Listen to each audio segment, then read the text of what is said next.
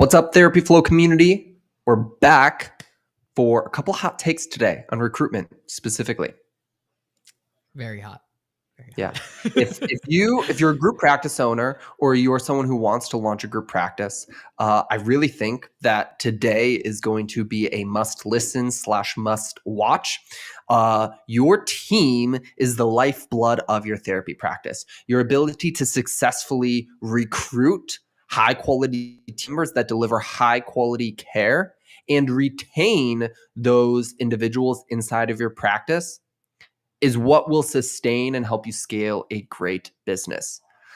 Items like burnout and pay and caseload size and a million other things for provider shortages and insurance versus cash pay, like all of these are baked into your success to employ.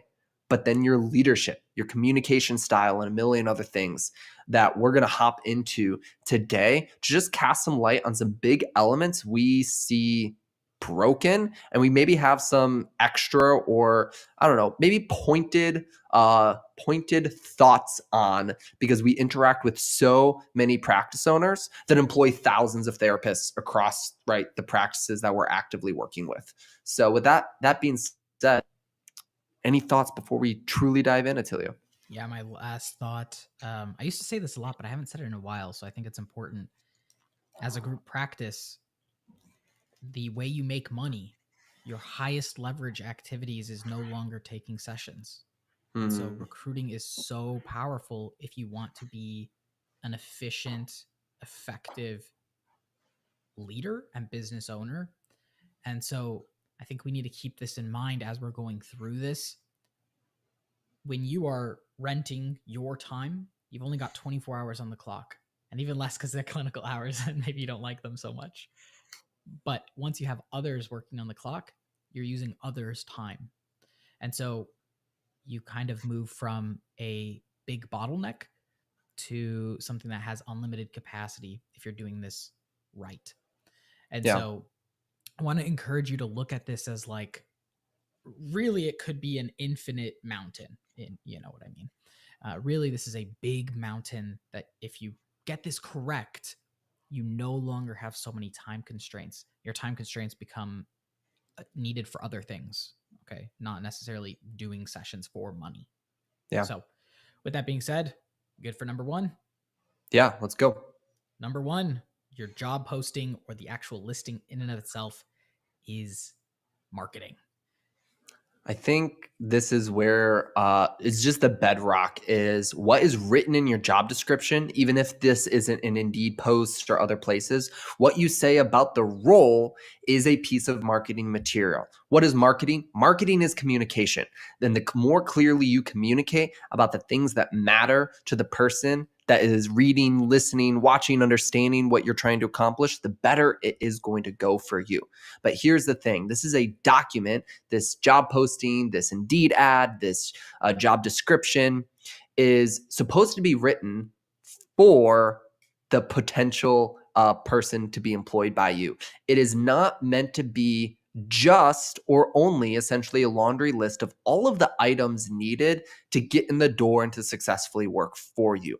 That, I would say, is probably a very selfish perspective and one that doesn't serve your employees very well. So I think there are a couple elements needed in this, but just how clearly we communicate about the process, the role, and just like the what's in it for you as the person who's about to get hired here from multiple perspectives is at the bedrock of what will make these job postings or these job descriptions successful. Yeah, I'd say that this is probably my number one thing. As soon as someone shows us a job description, typically they just write it. It's 100% selfish, right? This is who you're going to be working with. This is the things that you have to do, and I'll give you guys maybe a layup on this first one. But if you're hiring therapists to handle EAP clients or something like that, maybe the first line is appealing to the therapist that specifically would want to work with EAP clients. So, ready to work with low acuity clients or acuteness clients, right? Or want to work with those individuals who are overwhelmed, or do you have a passion for overwork? That kind of Yeah. stuff. And I think so many clinicians that turn to private practice owners feel this need to be really like maybe giving, or like you have to really do something big. I think you said it really well. There's like sort of a summary, like, hey, access to care, like huge venture backed companies are sort of bulldozing the market here, and we're just not seeing that. And I think if you're just being real and authentic and providing a direct, explicit look at the role and what the therapist should expect, and obviously you're not just absolutely shorting them on the salary, you're probably going to get candidates in a way that's helpful for your organization. Yeah, I think just slowing down and understanding this is worth getting right. And when you do it right, this is front facing clarity, communication, transparency. And if you're able to do it at this level of a public facing role, number one, therapists are going to be really attracted to that in an environment where there's massive volume, but vague listings, vague opportunities, vague process. When you can be concise but clear, that is going to really make your job postings, your job descriptions, and therefore your roles stand out, as well as what you ask to receive. If you ask for concise but clear, feedback through the lens of application, the questions they need to answer, don't over bloat the process. And that kind of leads into the next biggest take here. This came from Andrew from Sparrow Search Services. He came in and did a master class a couple of weeks with us for the Therapy Flow private community. And one of the things he talked about that's really effective is show advancement and what advancement looks like, both for pay as well as other opportunities directly within the job description. And I think this is a really valuable piece of advice because it goes into the what's in it for me question, but it also goes deeply into what does growth look like at this company? Because even if it isn't the perfect opportunity now, if there's space for someone to move and they know that from the start, they're more likely to look at that with a very favorable opinion for applying. Yeah, I think this does a couple awesome things. One, as a leader, it's your responsibility to cast a vision that people are aligned around, and cast a vision that people want to kind of like fight for, essentially. And so by doing this, you're setting the path, you're setting the precedent, but you're also setting the incentive path based on what it is that you want these clinicians to do, right? So what do you actually want your recruits to do? And so sometimes this advancement path looks like, hey, if you stick around for a while, you get pay, an incremental pay increase. So if you're here for a year, you get this much, or if you're taking this many sessions, you get this much, incentive or pay or whatever it is that you're incentivizing with. And sometimes you can use this for a lot of things. If you're like, hey, I don't want to be in my practice at one point, maybe your clinical director position has a path for like a partner path, or even have like different degrees of incentives based on what it is that you actually want the role to do, to become, and how you sort of see things progressing. Don't be afraid to add some stipulations here too, like it could be based on reviews, like performance reviews. It could be based on other things, but incentivized based on what you want the person to do, what makes Yeah. them good at this position for the business. I think it's just one of those things that when you figure out how to incentivize your employees appropriately, consistently, and in greater share that's sustainable, that's hard to do.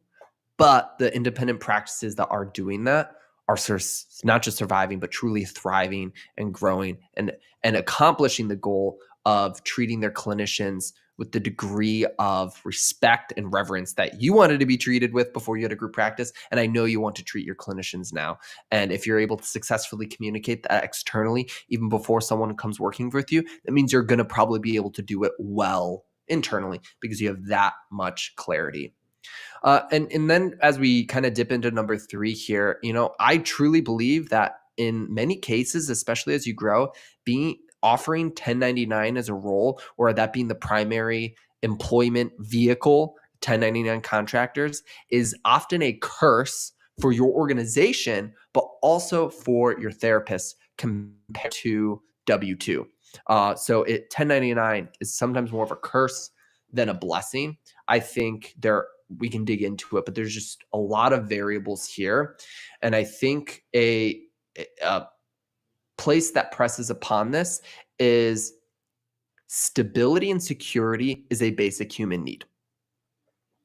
And what's happened in the marketplace over the last couple years, whether it's with venture-backed companies or other things or employment opportunities, is there's actually less stability on certain elements and certain role processes available or easily accessible to a lot of therapists in the marketplace, which leads to a lot more anxiety. It leads to a lot more burnout. The things that are consistent or stable are probably the wrong things, maybe like caseload sizes or other elements or experiences. And I think 1099 gives the excuse or it gives the option of like extreme flexibility, but it comes with the curse of not offering stability, control, and consistency for the people you employ. But that also means it's really hard to make your business a stable, consistent experience for clients, for your clinicians, and for yourself. And so the ability to do this correctly, it can be done with 1099, but I think often it's sort of the wild, wild west is my personal feedback loop here. Yeah. This is kind of an interesting one too, as some of the like new legislation that's coming up is actually making it maybe more difficult in a lot of states to even have 1099 therapists. And so this your hand may actually be forced sooner rather than later to Yeah. do things one way versus another. And so, although as a business owner, as a entrepreneur at heart, having your first 3 clinicians as 1099 doing some type of fee split is a low risk option to sort of get your foot in the door into the group practice method, right? So there's definitely pros to it, but Yeah. like Josh said, it's just with consistency. If your plan is to ever grow, ultimately you will be moving your clinicians to W2. And it's usually some type of W2 plus commission model to help reduce some of your downside and help improve your upside. And so, quite frankly, look at the needs of your clinicians.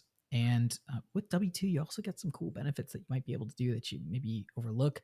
And I think sometimes for those of you who are really overachievers or impact driven, you get to really take care of your team. And that Yeah. feels really good too. So, And it can and it will also attract a different type of therapist. So that's also sometimes what we see is security, health benefits, other types of benefits. Those are attractive for different versions and different demographics. I hear all the time like, oh, with the Almas and the Headways of the world, like, why would anyone come work for a group practice? Well, they have to suffer through a lot. There is so much more pressure and process. If you can figure out some autonomy, some flexibility, but provide consistency, and they don't have to worry about caseload or a lot of other things, truly, if you can really incentivize them and get the pay rates to work appropriately, which you can, we see it in every state, in every insurance and cash pay format, it can create a very incredible, stable, consistent experience again for you, your therapist, and your clients that your therapist serve. There are lots of ways to get up this mountain, but it's just one of those things that I think is going to become more important as more and more organizations are like, yeah, we'll just take you as a 1099 contractor and throw some people your way. That's everyone's offer.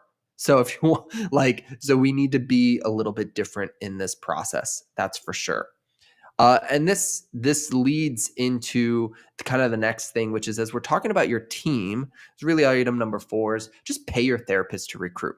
This is best practice in every single industry, and I think a lot of therapists don't understand fully the value of 2 things: getting a high quality team member in, and just getting a great team member in general. Each therapist will probably profit you anywhere from $10,000 to $20,000 annually if you successfully keep them full at a full caseload. Profit, potentially, if you do your items correctly here. And so is it worth spending somewhere between maybe $1,000 to $2,000 for other therapists in your practice to go and find their friends, advertise for you, and give referral credit for someone to help you hire? I think the answer is yes. Incentivize at a high enough degree. And this is also just an added bonus for your therapist. I think of a couple of years ago when my wife at her organization helped get a couple of people hired, and we got $1,500 paychecks for multiple people. Those were incredible. And frankly, that extra like bump or life changing was like great at that stage of our life. And it's very cheap for you to do, right? Instead of spend all your time and money on job postings or other places. Yeah. Yeah. I think this is also one of those elements where we need to look at how much is that recruit worth, Yep. right? And if your agreements, maybe you have a great agreement, or maybe you're having some type of minimum period where they have to stick with you, or else the bonus doesn't, go through or something, or if there's some some Yeah. retraction period or That's a something. big You caveat. can you can really structure this however you like. But I mean, you're gonna get, if you love your therapist that is giving you the referral, which hopefully you do because you hired them. There's a good chance that they know awesome people too. So remember, even like a 500 to 2,000 or even more, depending on how you have your agreement structured, is totally valid to help someone get in, especially for the first time, um, and take care of that, maybe some more of the heavy burden. Yeah. And that just kind of leads to the next one. Just be willing to spend more money on recruitment in general. The fact of the matter is with hundreds or thousands of organizations spending hundreds of thousands of dollars more to effectively recruit in the marketplace, that unfortunately has increased the cost to market successfully, whether it's putting job postings out there or getting someone through the door. There's just more volume and process, more noise that we have to get through. It's just unfortunately increased the cost. So I think the hot take here is like, take it as a cost of the suffering of business ownership. Most things get more expensive over time. Accept it, grin and bear through it, and figure out how to make it work around it. It's not like kind or easy. It's not fun. It's not good. It's not healthy, like whatever. Like we can feel however we want to feel about it. But the reality is if we choose and we're okay with spending more time and money to successfully get the people hired that we want to hire, our business will grow and we'll be able to do the recruitment in the ways that it needs to be done in this marketplace right now. I'll give a maybe other side of the coin. The nice thing about this is probably in 95% of the states out there, if you've got a decent job description and post listing, like usually you really don't have to spend too much money on recruiting in this space. There's a lot of clinicians out there who are quitting their current management or leadership and turning to private practice in some capacity. I think the bigger point here is every industry does this and they do it for a reason. Like healthcare, they even put bonuses on their thing. Like some companies really do use recruiters, and those cost a Yeah. little bit, but you're guaranteed people. And I liked what you were saying. Like nobody really likes to pay more for their things, but also it's kind of one of those things where it's like, yeah, I hate paying my water bill, but I also really like having water in my house. So it's like it's kind of one evil versus the other evil. And I'll be honest with you, 10 times out of 10, if you're paying more for candidates or you're paying to get candidates, you're probably getting candidates. Yeah. And then you get to be picky and choosy and build your awesome dream team. It's true. And the last thing is, I think the tides will eventually turn. Recruitment waves, employment is cyclical. Whether it's companies that have closed and have fired slash laid off all of their workforce, and all those people suddenly enter into the marketplace. That happened multiple times this past year for multiple big box platforms, or it's just people getting burned out on the lack of stability that is being offered when you have something in reverse to what the current market trend is, right? Oh, high flexibility. That looks so great. Let me try that out for a bit. Well, we see a lot of people, right, where the therapists be like, I tried all my out, but for all these other reasons, right? Yeah, I want to go back to a stable environment. So just know that like there's lots of reasons, right? Sometimes it blows my mind to think about why and the volume of people that move, right? Every spring, summer, and every time in between, there's people constantly moving in and out, the city, the jobs, the towns, the process. That's how the real estate market works. That's how the recruitment marks too. There's reasons why people ebb, flow, move, need new positions, look. So just know that recruitment is a transient lifestyle, and you have to be the person with the available home to give. Okay, we're running up on time here, so we're gonna fly through the last couple. The last two here. Number 6. It's gonna be a small world. I see more often than not that angry whispers in the marketplace just kill recruitment. You talk to people who started a private practice, who talked about X, Y, and Z. Like, word gets around town really fast about your processes, about your reputation, about your management style, about your leadership. The best mechanism for recruitment and for retaining current talent is to spend time building a workplace that people want to work at. Yeah. I'll give you the other side of this too, where if you're building a great practice, people want to work with there. Yeah. Some of the best practices, some of our largest practices get great recruiting results simply because they're just building a great building, right? They're Yeah. doing something awesome, and people want to participate in that. It's And true. so, building a great brand, building a good business, having an awesome thing that you're really proud of and that your clinicians are proud of does wonders. Yeah. And that's your employer brand to potential people to work for you. Know that it matters. Know there's places to go to get help with building that and move through it. And then the last one is hiring is easy, but retaining is hard.